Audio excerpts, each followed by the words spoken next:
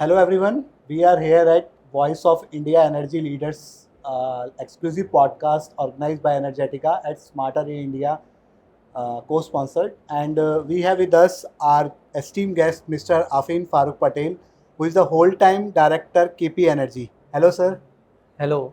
Sir, we welcome you at Voice of India Energy Leadership podcast at Smarter India Expo. Can you please share your introduction and company's what kind of role you are playing with the company? जैसे आपने मेरा नाम तो introduce कर दिया, मेरा नाम अफ़ान फ़ारूक पटेल है। मैं केपी ग्रुप से हूँ। फर्स्ट जनरेशन कंपनी है। जो मेरे फादर है, मेरे पिताजी है, डॉक्टर फ़ारूक पटेल, उन्होंने ये कंपनी को फाउंड किया है। वो फाउंडर है और वो प्रमोटर है इस कंपनी के, इस ग्रुप के, दोनों के। मेरा रोल जो है, मैं WTD हूँ, होल टाइम डायरेक्टर हूँ केपी एनर्जी के अंदर। मेरा होलिस्टिक रिन्यूएबल एनर्जी प्रोजेक्ट्स के अंदर रोल है। रिन्यूएबल एनर्जी में विंड हो गया, सोलार हो गया, बैटरी एनर्जी स्टोरेज सिस्टम हो गया, ग्रीन हाइड्रोजन हो गया, सबके अंदर प्रोजेक्ट को लगाना, प्रोजेक्ट को सक्सेसफुल कमीशन करना, ये मेरा रोल है। ओके, जैसे अभी आप बता रहे हो कि आप you are a whole time director, तो आपका अभी तक का जर्नी, आप अगर जैसे एक नॉन पर्सन जो कि केपी को या आपको नहीं जानता, उसको आपका क्या इंट्रोडक्शन रहेगा सर? मेरा इंट्रोडक्शन सबसे पहले केपी के बिना तो हो ही नहीं सकता हेमंत जी, क्योंकि जब से मैं शायद बॉर्न हुआ हूँ तब से जो है ये ग्रुप है, तब से जो है फादर ने ये ग्रुप बना के रखा हुआ है, केपी ग्रुप, जो आप यहाँ पर देख भी पा रहे होंगे। तो उसके अलावा मेरा कोई इंट्रोडक्शन है नहीं। मैं इलेक्ट्रिकल इंजीनियर बन के आया। मैं यहाँ पर अभी जो है WTD होल टाइम डायरेक्टर हूँ और प्रोजेक्ट का जो है सक्सेसफुल कमीशन देखना, वो मेरा रोल्स एंड रिस्पॉन्सिबिलिटी है। ओके, तो अभी जैसे आप देख रहे हो कि केपी काफ़ी सारे प्रोजेक्ट्स में एक्टिवली पार्टिसिपेशन कर रहा है, which is supporting India's growth for the renewable sector. तो सर, आपकी लीडरशिप में उसमें मतलब being a leader, what is your message to your team to execute those projects?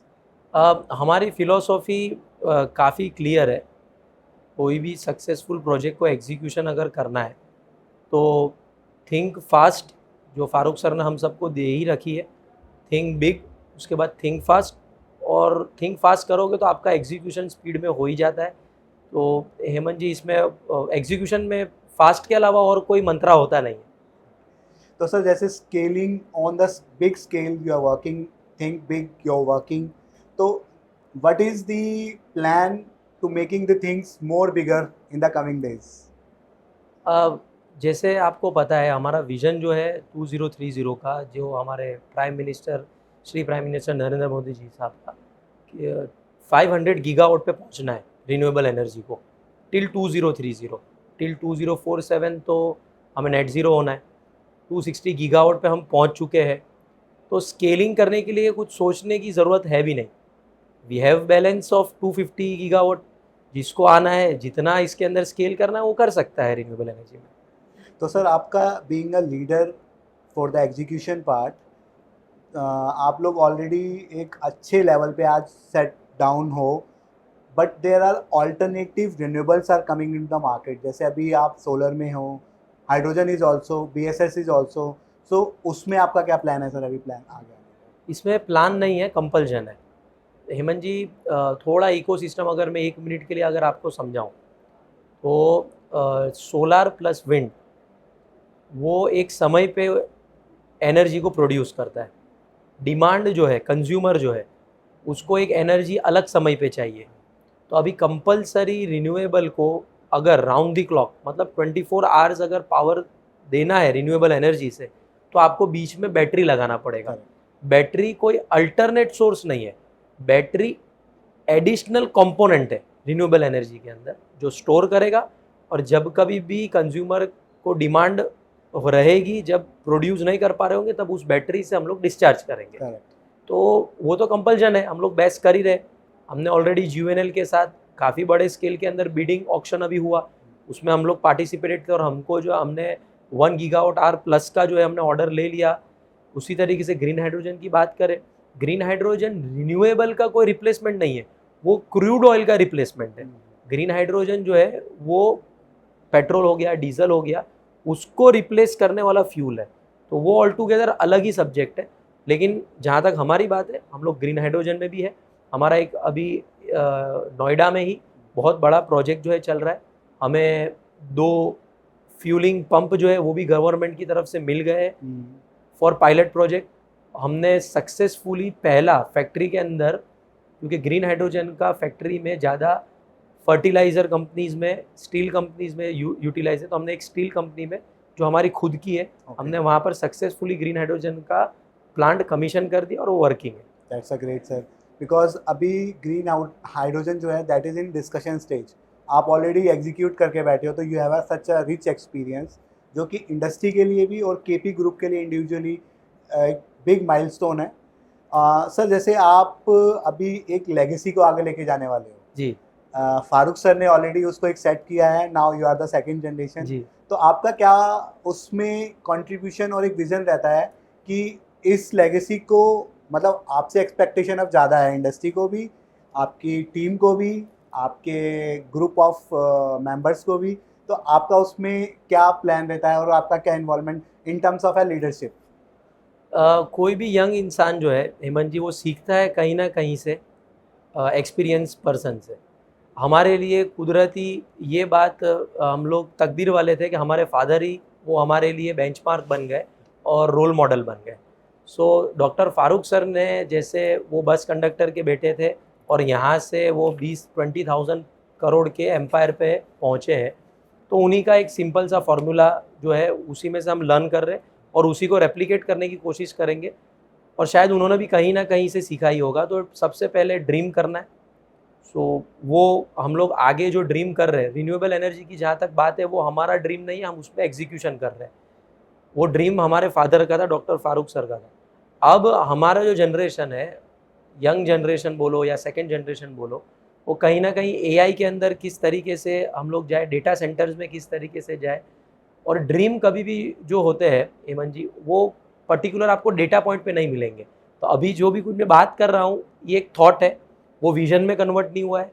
जब विजन में कन्वर्ट नहीं हुआ है तो अभी तक एग्जीक्यूशन में कन्वर्ट नहीं हुआ है। लेकिन ये एक वे है हमारा, हम जो सोच रहे हैं कि डेटा सेंटर के अंदर 5 लेयर है, उसमें से कौन से लेयर में हम लोग फिक्स हो। तो वो चल रही है बात है। होप कि सब बड़े लोग का आशीर्वाद रहेगा तो कहीं ना कहीं हम कुछ नया इंडस्ट्री में पाँव रख पाएंगे। और इसी तरीके से जैसे फारूक सर ने ग्रो किया, तो हम लोग भी कंपनी को यहाँ से और जो है 10 गुना 100 गुना लेके जा पाएंगे। सर बहुत अच्छा लगा आपसे सुन के, क्योंकि इस टाइम पे जिस पोजीशन पे आप बैठे हो और उस लेगेसी को आगे ले जाने के लिए हर किसी की एक्सपेक्टेशन एक नेक्स्ट लेवल होती है। बट नाउडेज हर कोई डेटा सेंटर या फिर स्टोरेज, इन चीज़ों की बात कर रहा है, और उस पर आप लोग ऑलरेडी प्लान स्टार्ट कर चुके हो। That is a very important and very big industry for the next industry, you can say. कि अगर हम आज बात करें जो रिन्यूएबल इंडस्ट्री है, उसके बाद डेटा इंडस्ट्री कहीं ना कहीं उस तरीके से होने वाली है, बिकॉज जितना भी रिन्यूएबल का डेटा है वो भी हमें कहीं ना कहीं स्टोर करना है। सही है। और उसके अलावा अगर हम बात करें अदर इंडस्ट्री की, उसका डेटा भी हमारे को स्टोरेज चाहिए। तो you are moving on a very big path, that is we really appreciate your steps and we really congratulate you for choosing this industry also. Sir अभी जैसे इन्वेस्टमेंट्स की बात करें, तो आपका भी रिन्यूएबल्स में, पर्टिकुलरली अगर हम बात करें सोलर में, विंड में और हाइड्रोजन और बैस, आपका मेजर पोर्शन इन्वेस्टमेंट का किस एरिया को आप टारगेट कर रहे हैं? जैसे मैंने आपसे कहा हेमंत जी कि सोलार रिन्यूएबल का जो अभी एरा है, 260 गीगावाट जो कमीशन हुए हैं प्रोजेक्ट इंडिया में, उसमें से 48% सोलार का पार्ट है, 48%। तो चॉइस नहीं है। जैसा आपने कहा कि सोलार, विंड और बेस, उसमें चॉइस नहीं है।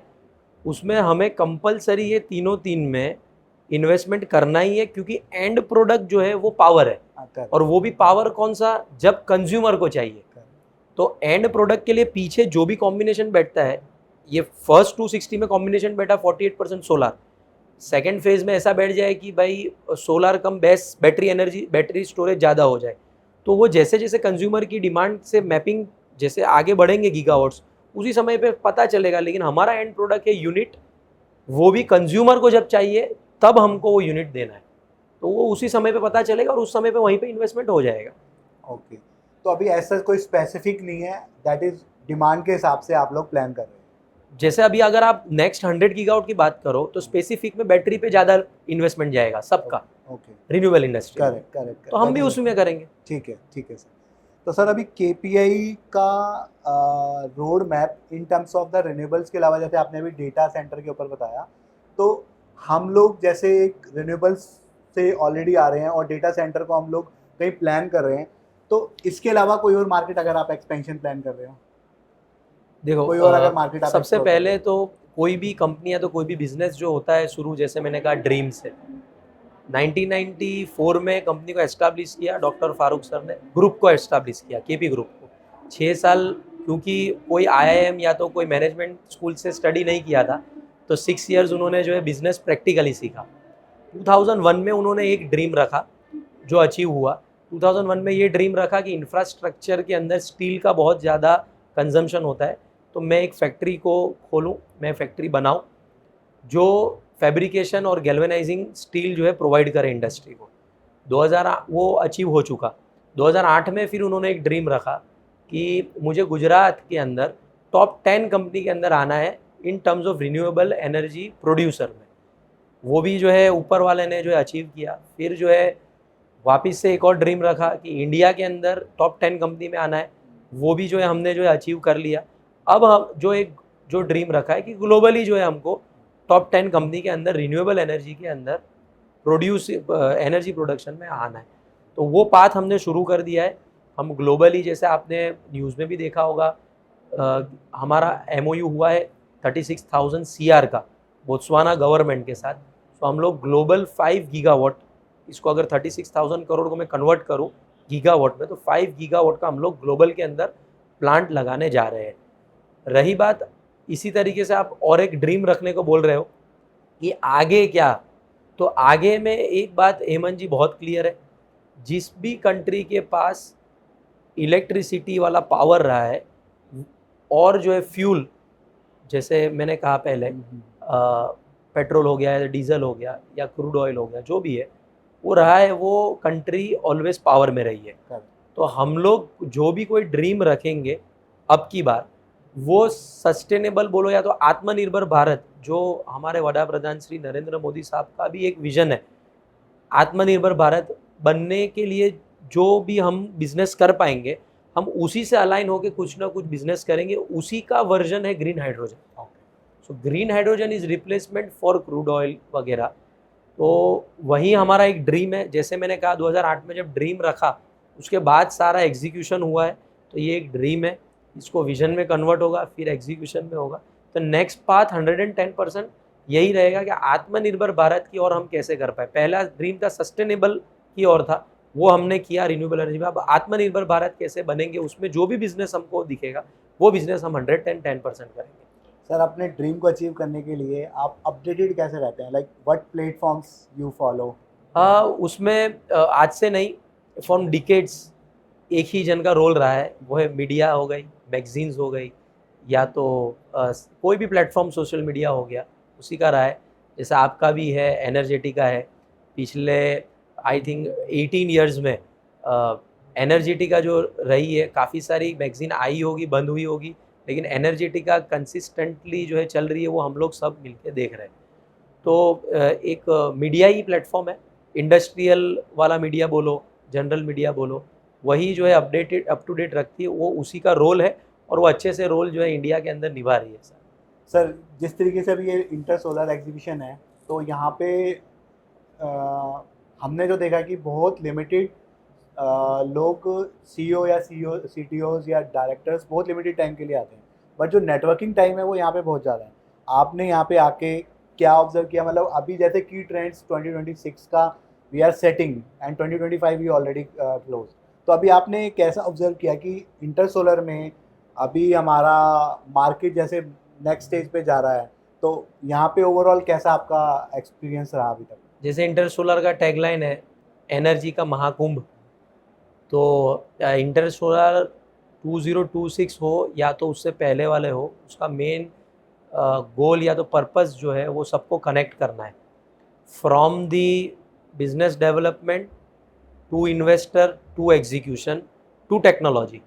तो इस 4 से 5 जो चीज़ें मिलके जो एंड प्रोडक्ट बनती है, power from renewable energy unit, अगर हम हमारी टेक्निकल लैंग्वेज में बात करें यूनिट, तो इंटर सोलार काफ़ी अच्छे से इन्वेस्टर्स को कनेक्ट करता है कंपनीज़ के लिए काफ़ी अच्छे से बिजनेस डेवलपमेंट की अपॉर्चुनिटीज़ देता है, काफ़ी अच्छी नई नई टेक्नोलॉजीज़, जैसे आपने काफ़ी आपके पूरे इंटरव्यू में बैस की बात की, तो नई नई टेक्नोलॉजीज़ बैस हो गई, ग्रीन हाइड्रोजन हो गई, रोबोटिक क्लीनिंग हो गया, तो वो सारी चीज़ों को कनेक्ट करता है। और यहाँ पर जो भी इंसान आएगा वो इस चीज़ से जो है पूरा कनेक्ट होके जाएगा और कुछ ना कुछ यहाँ से बड़ा ही लेके जाएगा एंड प्रोडक्ट के लिए। तो मैं देख रहा हूँ प्रीवियस जो थे काफ़ी कम लोग, ऐसे बड़े बड़े जो लोग थे वो मैं कम देख रहा था, लेकिन क्योंकि छोटे प्लेयर जब इंटर सोलार में आए उनको फ़ायदा हुआ, तो ये वाले उसमें मैं ये चेंज देख रहा हूँ कि जो बड़े लोग थे, बड़ी कंपनीज थी, वो भी बढ़ चढ़ के यहाँ पर पार्टिसिपेट कर रही है, क्योंकि उनको वो फ़ायदा आई थिंक उनको समझ आ गया कि इससे बहुत बड़ा फ़ायदा हो रहा है। Sir, what is your message for the young entrepreneurs who are entering into the renewable sector? Young entrepreneur renewable में हो या तो कोई भी बिजनेस में हो, मैं उनको एक ही मैसेज देना चाहूँगा कि बाकी सारी चीज़ें तो यंग एंटरप्रेन्योर है, और ये ज़माने में एआई वाले ज़माने में सब लोग नॉलेज कहीं ना कहीं से एक्वायर कर ही लेते हैं, लेकिन सबसे पहले उनके पेरेंट्स का बात मानना, अगर वो कर लेंगे तो काफ़ी जो है फ़ायदा होता है, मैंने देखा है। एल्डर्स का जो है रिस्पेक्ट करना, ये सारी कोर बातें मैं जो कर रहा हूँ, ये कोई टेक्निकल बात नहीं है, कोर है। अगर ये कोर होगा उसके बाद की बाकी सारी चीज़ें तो यंग इंसान कर लेगा। एल्डर को रिस्पेक्ट देना, एल्डर का मीनिंग ये नहीं है कि जो आपसे बड़े ही हो, जो आपसे एज में बड़े हो, जो आपसे अनुभव में बड़े हो, उनको जो है उनकी बात सुनना, उनको रिजेक्ट नहीं करना, उस पर इम्प्लीमेंट करना, एंड देन अगर कुछ नहीं मिलता है और कोई दूसरा वे ले रहे हो तो बराबर है वो करना। और कहीं ना कहीं आपके साथ ऐसा रोल मॉडल रखना, ऐसा टीचर रखना जो जहाँ पर आपको पहुँचना है वो वहाँ पर पहुँच चुके हैं सक्सेसफुली, आपसे एटलीस्ट मिनिमम 25 साल बड़े हो, वैसे रोल मॉडल को आपके साथ रखना, उनसे सलाह मशविरा करते रहना, एंड देन तो फिर सारे यंग लोगों को और कुछ सिखाने की ज़रूरत नहीं है, जेंजी का ज़माना है, वो लोग जो है कहीं ना कहीं जो है वो अपना वे आउट ढूंढ लेंगे, बिजनेस जो है बढ़ चढ़ के कर ही लेंगे। सर, जैसे आपने बताया कि आपने फोकस किया more on the moral, like ethical moral values. जी आज की डेट में बहुत कम लोग डिस्कस करते हैं उन पे, जी बिकॉज एवरीबॉडी फोकस कि हमें इन्वेस्टमेंट कहाँ करनी है, कैसे लोगों के साथ काम करना है, स्किल सेट क्या रखना है। That is very much important. जी इट मीन्स कि you are taking the legacy to the next level जी which is something in to your roots. जी तो sir that is very much important and we learn lot of from you, and hopefully हमारी audience ने भी काफ़ी कुछ सीखा होगा। So we are signing off for today and see you for the next podcast powered by Energetica and Smarter India. Thank you so much for your time. Thank you, thank you. sir.